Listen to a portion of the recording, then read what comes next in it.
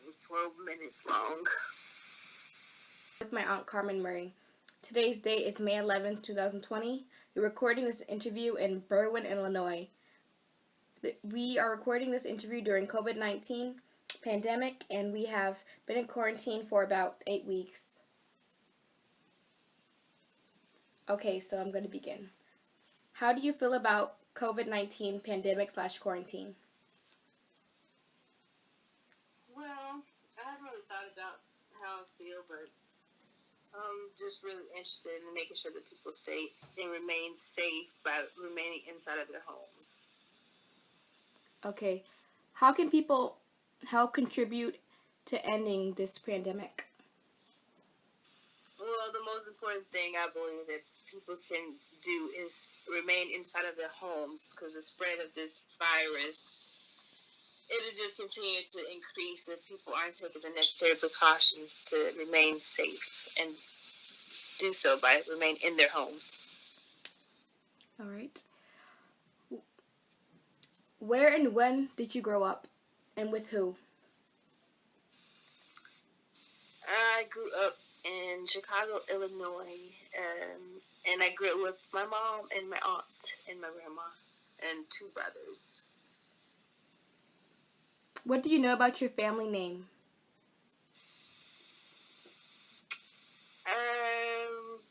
As far as the heritage, not much.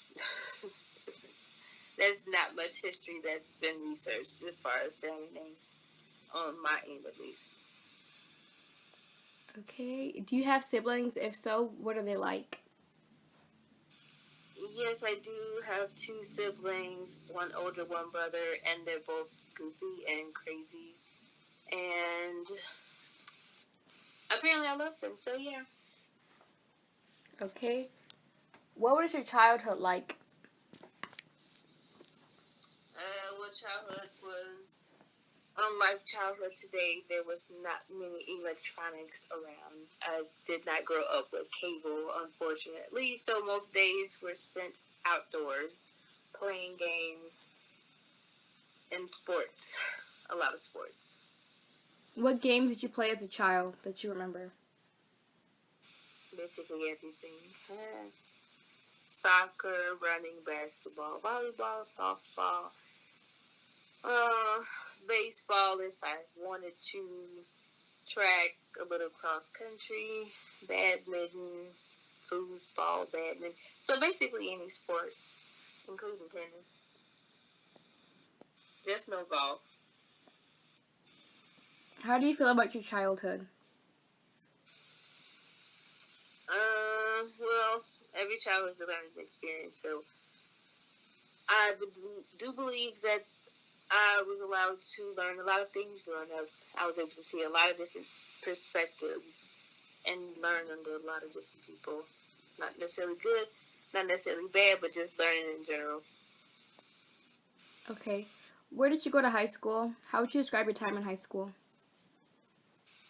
So I went to Holy Trinity, go Tigers. And my high school experience for me was fun. I played sports. Apparently I was somewhat popular, so I was the class clown on top of that. But I also got good grades. But, high school is a short period of time. And you move on beyond that, and then you grow up. Did you play sports or join clubs? If so, which ones? Oh, in high school, yeah, I did. I tried cross country, but I quit. I tried track, and I quit as well. So the only teams I remained on were softball and volleyball. I did try basketball for a little bit, but like the first 2 sports, I quit that too. Why did you quit those sports? Well, one, basketball, I didn't like having to go to practice 6 days a week. And the other one, soccer. To me, it was just too boring. I didn't just like running around kicking the ball. Okay. What were your best and worst subjects in high school? And why? So that subject was, well, I don't know if I had any subject that was the best subject, but what I would say would be the best subject was homeroom. And because there was no actual work to do and basically got to enjoy each other. Worst subject, geography. I did not like that class. I was very boring, very boring. I've never yawned so much in my life. Okay. What is your best high school memory that you can recall? Graduation. Yeah. I gave a speech and then we got our diplomas and that was it. Okay. Is there anything that you would change from the way that you grew up? Well, not necessarily because, I mean, it's my life and my stories go along with that. So if I change that, then I would change pieces of me. So, I mean, I would like to have added a lot of money in growing up, but outside of that, not so much. Okay. If you can go back in time and change the way that things were to the way that they were before, like when you grew up, what would it be? Or if not, then yeah.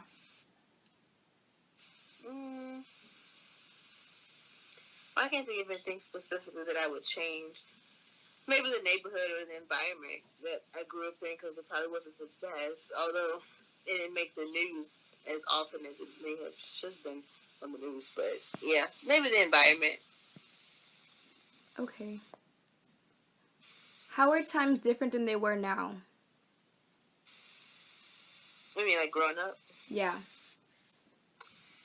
So I grew up in the 90s and not too much time changes. I mean, technology is a really, really humongous thing now as opposed to growing up when we didn't have the internet inside of the home. And now the internet's on everyone's telephone. And then, of course, there were no free nights and weekends. So that was a huge thing. Like when that came on the scene, it was like sliced bread or Black Friday. Everybody wanted a piece. Okay. Does your family have any special sayings or expressions? If so, how did they come to be? Well, actually, I do have, not necessarily, I wouldn't say famous, but I'm over it. That's one of my sayings that I say quite frequently. And it came to be mainly because a lot of things don't necessarily require energy or effort. So it's almost like a quick I'm over it as a way of like releasing negative energy or just releasing something that you don't need to hold on to. So it's like saying I'm over it, move on, move past it. It's done. Okay. How are family holidays celebrated? So we have a rather large family, so we tend to celebrate at in Evanston. Usually, one family member's home. We just kind of eat, talk, and just enjoy each other's company. Okay. What holiday is the best, do you think?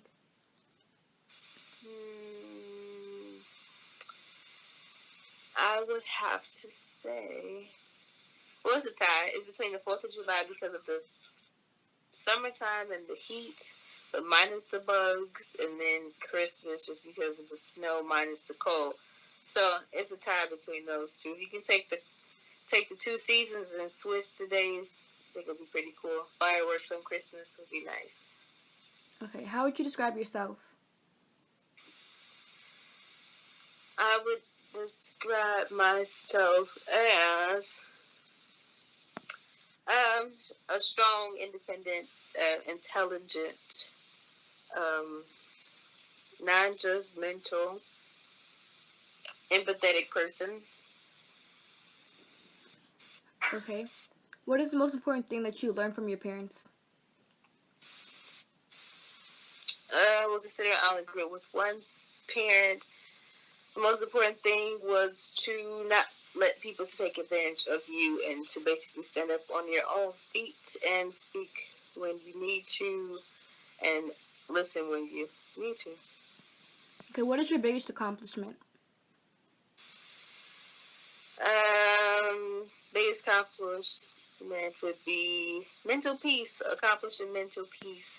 Because a lot of times that's the hardest thing for a person to do is to able to sit still and be in tune with their thoughts and experience a calmness that goes along with that. All right. Who is your biggest influencer? How has a person shaped you? Let's see, who would I say influenced me the most?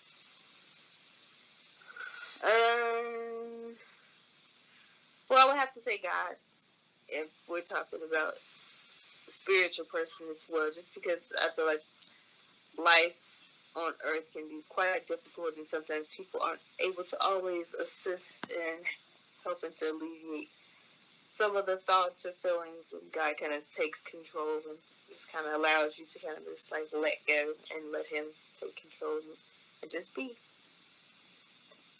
Okay. What advice would you give to the younger generations? We have 2 ears and 1 mouth for a reason. We need to learn how to listen and look and not speak as much. Sometimes we have to take things in and understand them before we respond. Learn how to kind of count our blessings and not take things for granted. Okay. Last question. Why is it important to tell your story? Well, it is important because somebody may learn a valuable lesson or may be in a similar situation, may be able to learn something or gain something from me, and I may be that person that kind of helps get them to a point where they realize that they're special.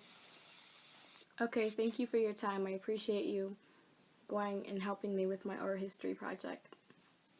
You're welcome.